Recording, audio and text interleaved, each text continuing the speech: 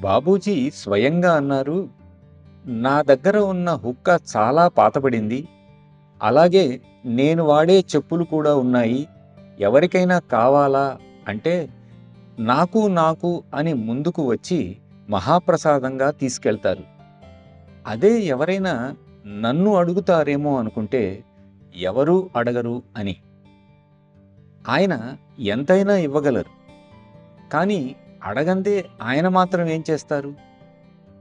పోనీ ఆయనే పద నేను నీ వెంట వస్తాను అంటే, బాబూజీ నేనిప్పుడు ఇంటికి వెళ్ళడం లేదు, బజారుకెళ్ళి వెళ్తాను అని చెప్పి విలువైన ఆయన సన్నిధానాన్ని పోగొట్టుకుంటారు.